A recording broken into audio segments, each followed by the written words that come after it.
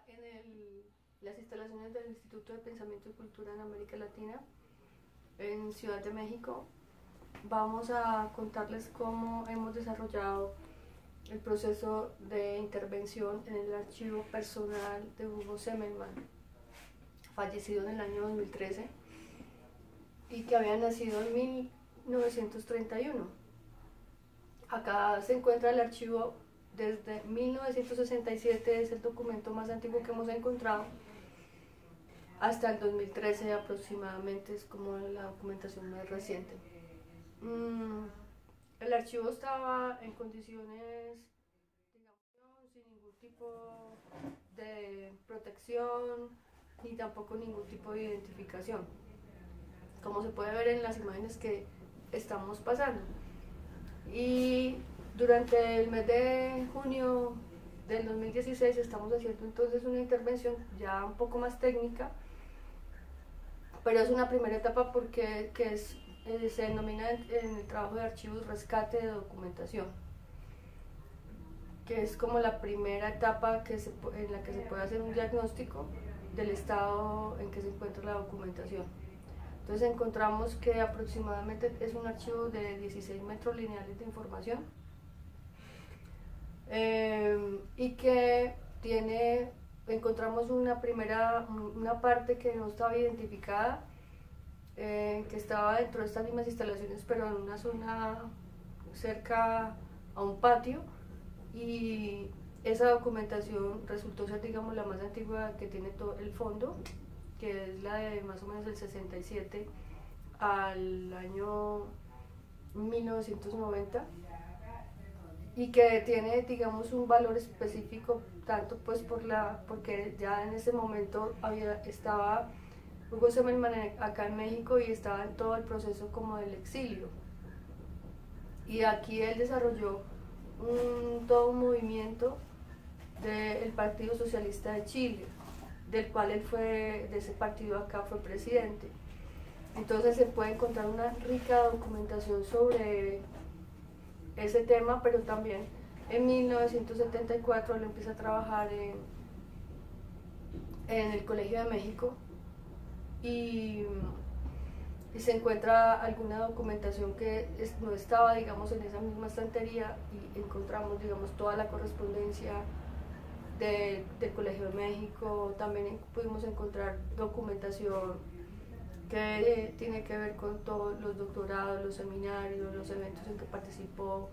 Ahí también se encuentran, además de otras documentación que tiene el IPECAL en otros centros acá de información, se encuentran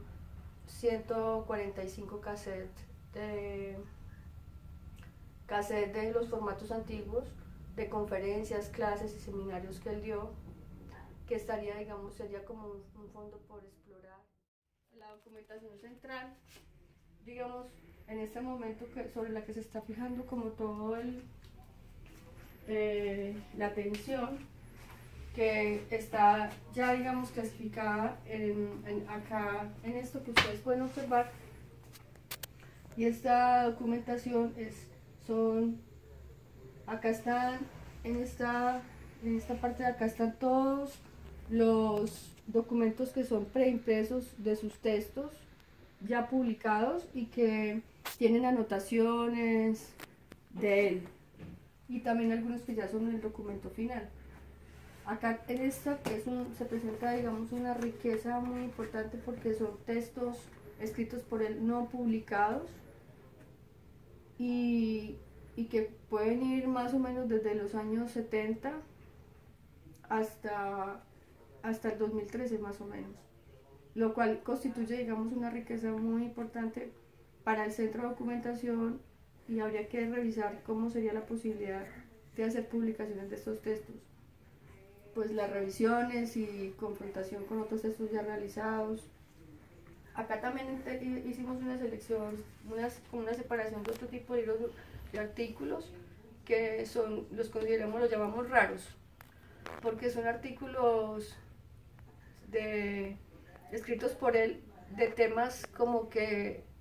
no siguen como la línea normal de lo que él ha escrito. Entonces, por ejemplo, encontramos unos textos sobre unas corporaciones, un texto escrito para el sistema judicial, así, textos como que tienen, digamos, un interés particular pues para estudiar sobre el constituir cómo era el pensamiento de él y también cómo era toda como la visión tan amplia que tenía como un intelectual, digamos. Aunque ahora, tal vez a él no le gustaría que le dijéramos intelectual, pero bueno, acá te encontramos una serie de transcripciones de documentos, pues, de conferencias o de clases o de diferentes actividades que él realizó y que también se pueden constituir, digamos, en una fuente para publicaciones y para investigación. Dentro, digamos, de esto tuvimos un hallazgo que también es importante, que encontramos un número más o menos de unos 10 o 12 textos en los que él está planteando posibles libros a realizar, posibles investigaciones, lo que, pues, que también nos permite ver cómo era la estructura de su pensamiento, cómo armaba, digamos, esos proyectos y que pues digamos, se complementa con todo esto. Acá encontramos también documentos que ya están publicados pero que pues pueden estar en el centro para consulta, que acá están, digamos, las fotocopias de algunos de ellos. Acá hicimos una selección que también es como representativa porque está todo, o sea, son una serie de artículos que encontramos sobre el pensar epistémico, escritos por diferentes personas, pero que están haciendo una reflexión sobre lo que significa la propuesta de Semmelmann del pensar epistémico, pues que habría que decirla tal vez de una manera más amplia, pero pues para, digamos, una comprensión directa está ahí. También pues encontramos esta información sobre entrevistas que se le realizaron, aunque también hay otras que son digitales, que no se puede valorar en este momento todavía toda la información que hay. Tenemos también un archivo digital de muchos eventos y conferencias donde él asistió, que está también, digamos, por catalogar, por organizar y por identificar qué información hay allí que pueda constituirse, digamos, tanto como documento para la investigación como documento para las publicaciones.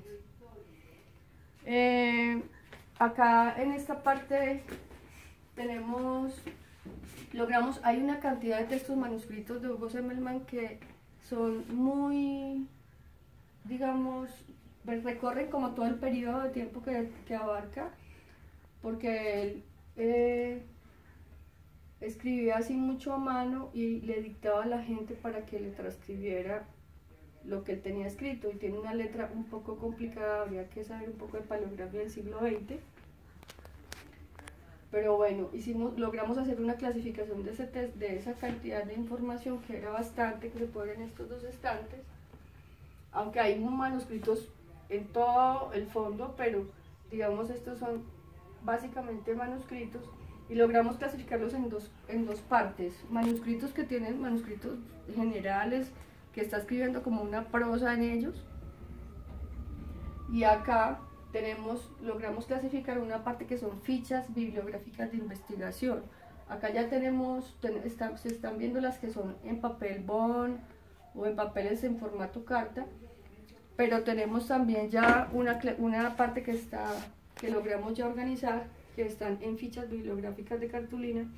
y es impresionante porque es todo el trabajo, digamos, laborioso de lo que significa el estudio y la investigación. O sea,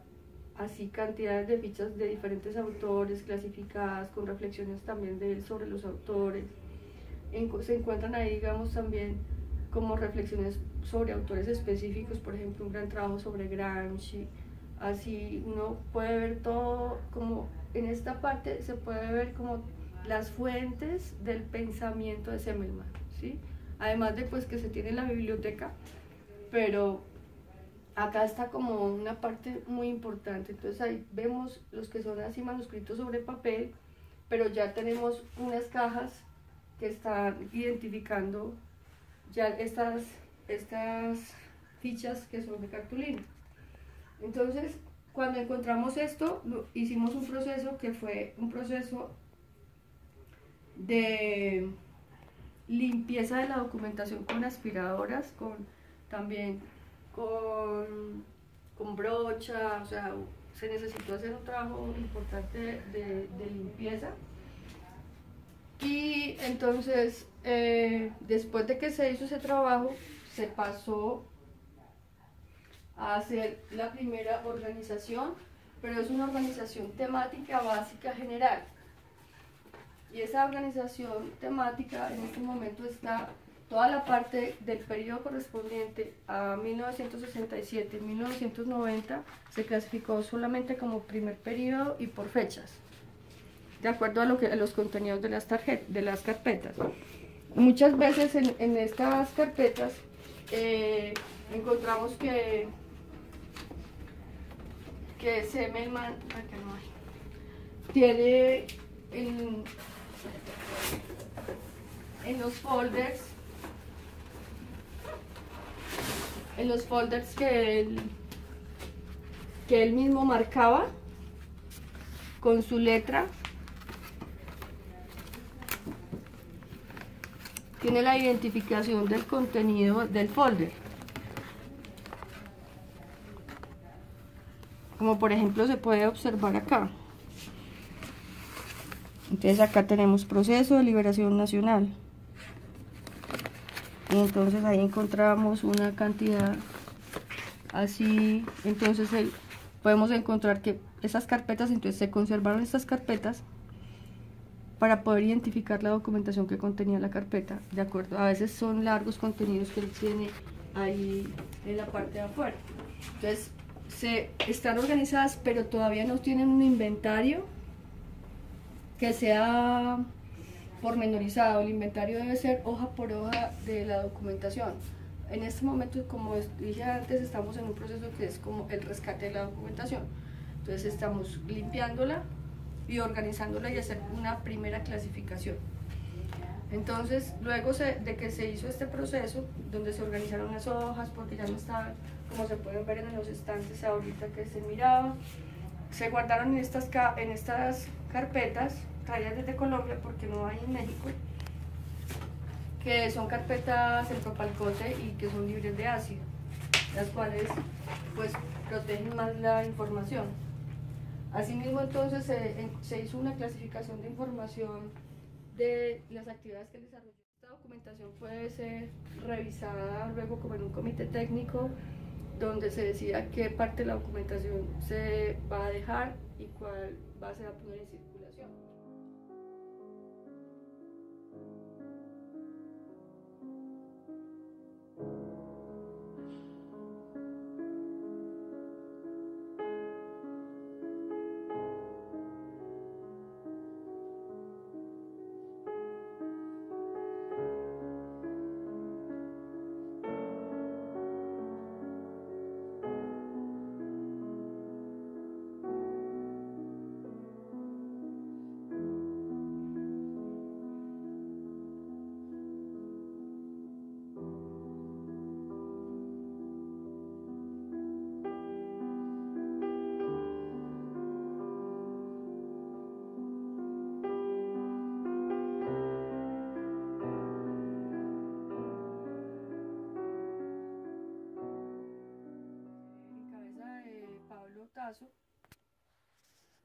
Que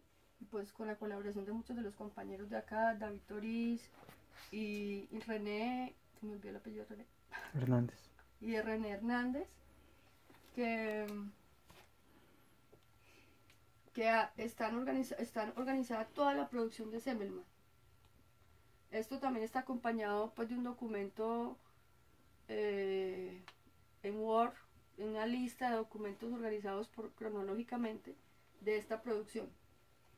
Esto, digamos, es como lo primero que se quiere poner en circulación, lo cual necesita una financiación para poder hacer, digamos, una base de datos que ya se pueda entrar en línea y algunos de estos textos pueden ser escaneados, otros pues ya son publicaciones de libros, de antropos, de siglo XXI, de diferentes editoriales que pues tienen otros accesos, pero que ya, digamos, con esto como está visibilizada la documentación, ya el centro podría entrar a funcionar como un centro de consulta. Pero se necesita entonces para el trabajo para la documentación del archivo personal de un técnico, de un archivista. Se requiere el trabajo de los bibliotecólogos también para la clasificación de toda la biblioteca. Y la biblioteca pues alcanza a tener más o menos 46 metros lineales de información, más una serie de documentos nuevos que aparecieron que son más o menos unos 4 metros lineales de lo que se pensaba inicialmente que era el centro, el archivo personal que era de 16 metros, más o menos unos 4 se conformaron en documentación como la prensa y libros. Entonces pues en este momento lo que se pretende es terminar de hacer la clasificación general y luego se necesita entonces entrar a financiar el recurso para que todo el archivo pueda ser ya clasificado con un inventario técnico que se hace hoja por hoja y que la documentación tiene que ser foliada, porque una de las cosas que pasa es que como es documentación desde los años 60 tiene clip, ganchos de cocedora y ya estaban oxidados. Todas esas cosas deben ser quitadas. Se quitaron en un porcentaje alto, pero no se pudo todo porque hay muchos documentos que son, por ejemplo, en papel de seda y se necesita que estén unidos, pero no se le puede poner ganchos. Se utilizaron ganchos forrados en plástico. Entonces se requiere ya hacer un proceso más profundo, técnico, con un inventario técnico que permita hacer ya una consulta, digamos, para investigadores y que permita también hacer una valoración secundaria de la documentación. Bueno, parte de este proceso que estamos haciendo tiene un objetivo fundamental, que es que para uno poder organizar un archivo personal debe elaborarse la biografía del autor. Entonces ya en este momento se encuentran las fuentes documentales, ya encontramos también dentro de esta información que pues no la estoy mostrando porque ya la tenemos empacada en cajas. Tenemos todo el currículum vitae del autor, organizado cronológicamente. También está toda la correspondencia desde 1972 más o menos hasta el 2013 que se podía identificar. Entonces ya con esa información se puede iniciar el proceso de elaboración de la biografía más la información que tenemos de la producción. Pero digamos que esta biografía inicial es una biografía que tiene unos fines técnicos, que es la organización del fondo, y como también mirar cuáles son los aportes del pensamiento de Semmelmann a todo lo que son las ciencias sociales en Latinoamérica. Digamos, esto es el proceso que en este momento estamos. Y esto es importante señalarlo porque en la medida en que los seres humanos se subordinan a los roles que cumplen, a las funciones que cumplen, terminan siendo instrumentos de esos mismos roles o de esas mismas funciones, y en el plano psicológico y valórico eso tiene grandes implicaciones. Es una, no la única, pero una importante razón de la subordinación, de la pasividad, a veces de la pérdida de sentido.